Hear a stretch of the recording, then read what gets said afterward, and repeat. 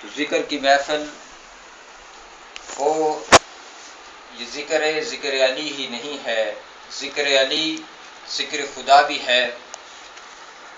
اور جب اللہ کا ذکر ہو، اللہ کی محفل ہو، تو ہر کوئی بھی شخص اپنی مرضی سے نہیں آتا۔ حدیث قدسی ہے، رب قدوس فرماتے ہیں کہ جب میری محفل کی طرف بندہ جاتا ہے تو وہ خود نہیں جاتا، بلکہ اس کے جانے سے پہلے 70 مرتبہ میں نگاہ محبت کرتا ہوں اس کی طرف۔ سبحان اللہ۔ جب رب اپنے بندے کی طرف نگاہ محبت کرتا ہے 70 بار، تو وہ بندہ رب کی محفل میں، رب کے حضور حاضر ہوتا ہے۔ اور آج وہ محفل ہے جس کے بارے میں حدیث مبارکہ میں آتا ہے، آقا کریم علیہ السلام کی حدیث مبارکہ ہے، سیدنا ابو بکر صدیق رضی اللہ تعالی عنہ روایت کرتے ہیں، ایک روز حضرت عائشہ صدیقہ سلام اللہ علیہا نے پوچھا، ابا جان میں آپ کو دیکھتی ہوں، جس محفل میں بھی علی پاک موجود ہوں، آپ کہیں اور نہیں دیکھتے، فقط چہرہ علی کی طرف دیکھتے ہیں، تو اس کی کیا وجہ ہے؟ سیدنا ابو بکر صدیق نے کہا، بیٹی مجھے رسول مکرم صلی اللہ علیہ وسلم نے بتایا ہے کہ ان نظر وجہ علی یعنی عبادت، کہ علی کے چہرے کی طرف دیکھ لینا عبادت ہے۔ سبحان اللہ۔ چہرہ علی کی طرف دیکھ کے عبادت کرتا ہوں۔ اور فقط یہی نہیں، حضرت عائشہ صدیقہ فرماتی ہیں کہ ذکر علی، اب چہرہ علی کو جس نے دیکھا وہ تو عبادت کر گیا، مگر جو بعد میں آنے والے ہیں ان کے لیے کیا ہے؟ تو سیدہ عائشہ صدیقہ فرماتی ہیں کہ ذکر علی یعنی عبادت، علی کا ذکر کرنا بھی عبادت ہے۔ تو پتہ یہ چلا کہ علی پاک کا ذکر کرنا بھی عبادت ہے۔ کون علی؟ جب علی آئے تو کس شان سے آئے؟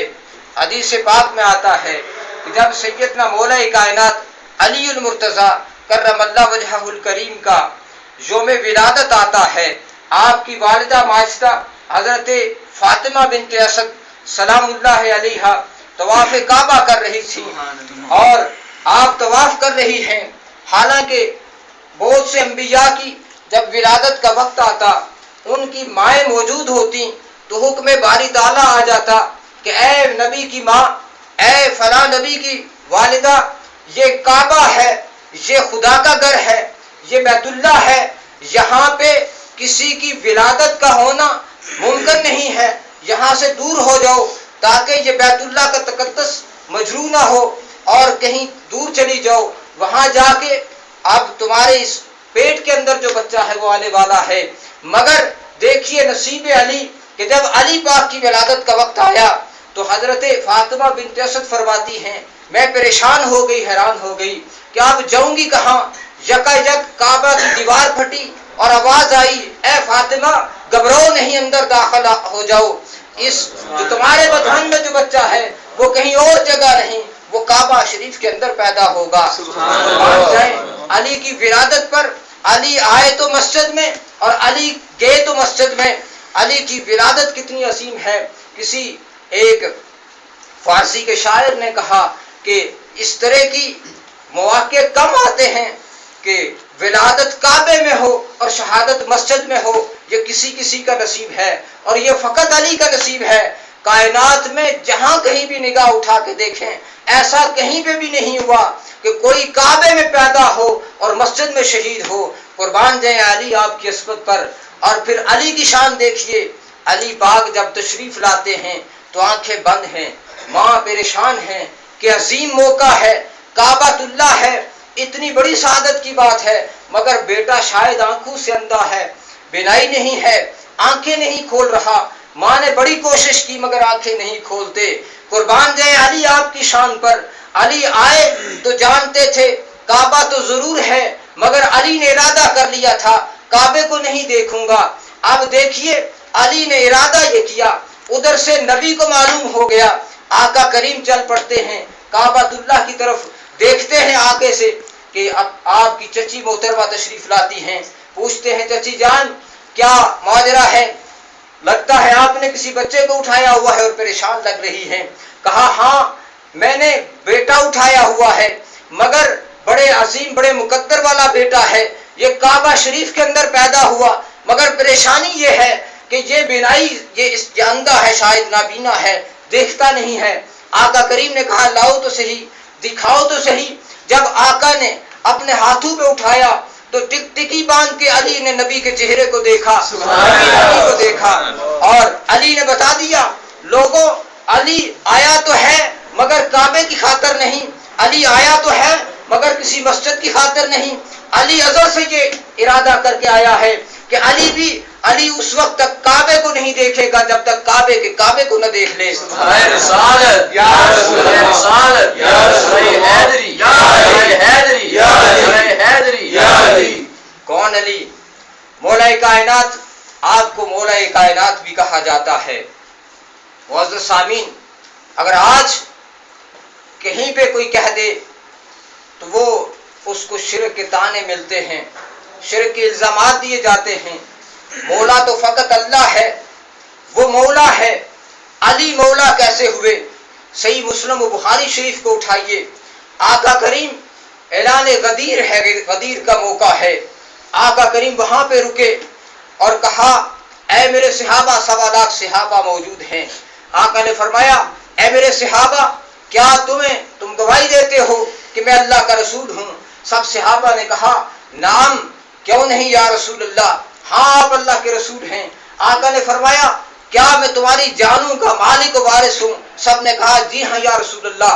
آقا نے فرمایا سن لو، من کنت مولا ہو فہذا علی مولا ہو، جس کا میں مولا ہوں اس کا یہ علی مولا ہے، یعنی جس کا میں وارث ہوں اس کا یہ علی وارث ہے، جس کا میں مددگار ہوں اس کا علی مددگار ہے۔ تو پتہ یہ چلا کہ رسول بھی مولا ہے، خدا بھی مولا ہے، علی بھی مولا ہے، مگر شرک نہیں ہے۔ اگر شرک کا فتویٰ لگانا ہے تو رسول پہ لگا کے دکھاؤ کہ رسول مکرم نے کہا ہے لوگوں فقط خدا مولا نہیں ہے، تمہارے 3 مولا ہو گئے ہیں آج کے بعد، رسول بھی مولا ہے، علی بھی مولا ہے، خدا بھی مولا ہے۔ تو کیوں؟ اب ہوا کیا کہ وہ مولا رب قدوس ہے تو وہ کسی کی عطا سے نہیں ہے، اس کا رسول ہے تو اس کی عطا سے ہے، اس کا ولی ہے تو اس کی عطا سے ہے۔ اس لیے پتہ یہ چلا کہ اگر کسی سے ہم یہ کہہ دیں کہ یا رسول اللہ المدد یا علی المدد تو یہ گستاخی، یہ گناہ اور یہ شرک نہیں ہوگا۔ اگر یہ شرک ہوتا تو قرآن کو پڑھ لیجئے، قرآن مقدس کہتا ہے، حضرت عیسیٰ علیہ السلام کے بارے میں کہتا ہے کہ عیسیٰ کی کیا خوبیاں تھیں۔ قرآن بتلاتا ہے کہ عیسیٰ مادرزاد اندھے کو بینائی عطا کرتا ہے۔ اب مادرزاد اندھا کون ہے؟ جو ماں کے پیٹ سے نابینا پیدا ہوا۔ وہ نابینا پیدا کیوں ہوا؟ خدا کی مرضی یہ تھی، خدا کی منشا یہ تھی کہ یہ بچہ ماں کے پیٹ سے نابینا پیدا ہو۔ خدا نے اس کو اپنی مرضی سے نابینا بنا دیا، اور عیسیٰ کہتے ہیں لے آؤ میرے پاس اور تمہارا مادرزاد اندھا میں اس کو بینائی عطا کر دیتا ہوں۔ اب دیکھیے ذرا، ایک ذہن اگر دوڑائیں کہ جس کو خدا نے نابینا بنایا، عیسیٰ کہتے ہیں میں اس کو بینائی دیتا ہوں، تو کیا یہ شرک نہ ہوا؟ مگر نہیں، ابھی فقط یہاں پہ نہیں، پھر قرآن کہتا ہے کہ عیسیٰ کیا کرتا ہے؟ عیسیٰ کہتا ہے لوگوں تم جو کچھ گھروں میں رکھ کے آئے ہو اور جو پیٹ کے اندر ڈال کے آئے ہو میں سب کچھ بتا دیتا ہوں، کیا کھا کے آئے ہو، کیا رکھ کے آئے ہو۔ اب یہ غیب کا علم ہے، عیسیٰ کہتے ہیں میں بتا دیتا ہوں، مگر شرک کا فتویٰ خدا نے نہیں لگایا، اس نے تلاوت قرآن بنا دیا اس کو، اور اس نے اپنی قرآن کا یہ آیت بنا دی۔ اور پھر عیسیٰ علیہ السلام فقط یہ باتیں کہہ کے کہا کیسے کرتا ہوں، اور پھر کہا میں پرندہ بناتا ہوں اور اس میں پھونک مارتا ہوں تو یہ پرندہ اڑنے لگ جاتا ہے۔ اب روح ڈالنا تو خدا کا کام ہے، عیسیٰ کہتے ہیں روح بھی میں ڈالتا ہوں۔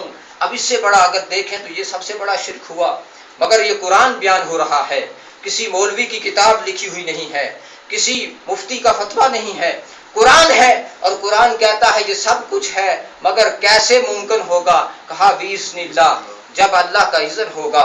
ارے کوئی بھی مدد کر سکتا ہے مگر وہ بھی اذن اللہ کرتا ہے۔ خدا مدد جب کرے تو وہ از خود کرتا ہے، اس کے اختیار میں ہے، مگر جب نبی یا ولی مدد کرے تو وہ بھی اذن اللہ ہوتی ہے۔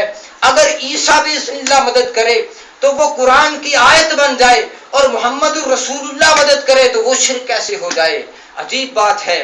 تو اس لیے ہمیں ڈرنا چاہیے کہ اللہ کے حضور خدا کا رسول بھی اور خدا بھی ہماری مدد فرماتا ہے، مگر کنسپٹ کلیئر نہیں ہے۔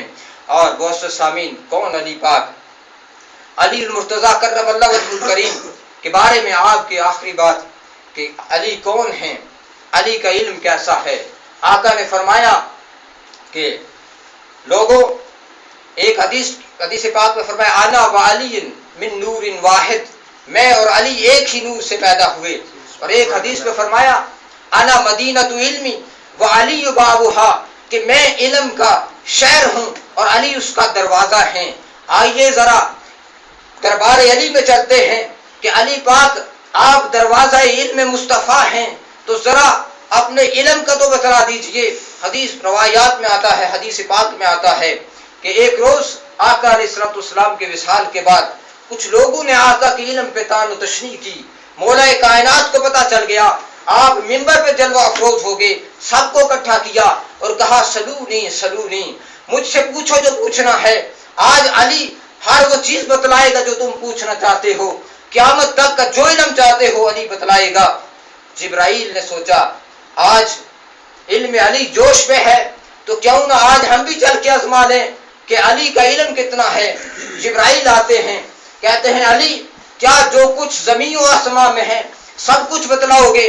کہا ہاں بتلاتا ہوں۔ پوچھا آج بتاؤ کہ جبرائیل کہاں ہے؟ مولا کائنات نے نگاہ دوڑائی، مشرق کی طرف دیکھا، مغرب کی طرف دیکھا، شمال کی طرف دیکھا، جنوب کی طرف دیکھا اور کہا ہے پوچھنے والے میں نے مشرق و مغرب، شمال و جنوب دیکھا ہے، جبرائیل نظر نہیں آیا۔ پتہ یہ چلتا ہے جب تو جبرائیل ہے جب میں جبرائیل ہوں۔ لوگوں نے پوچھا اے علی یہ علم اتنا آیا کہاں سے؟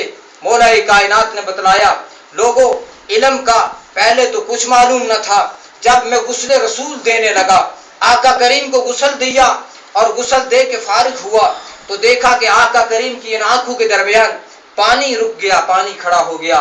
میں نے سوچا اگر ہاتھ سے ہٹایا تو کہیں گستاخی اور بے ادبی نہ ہو جائے۔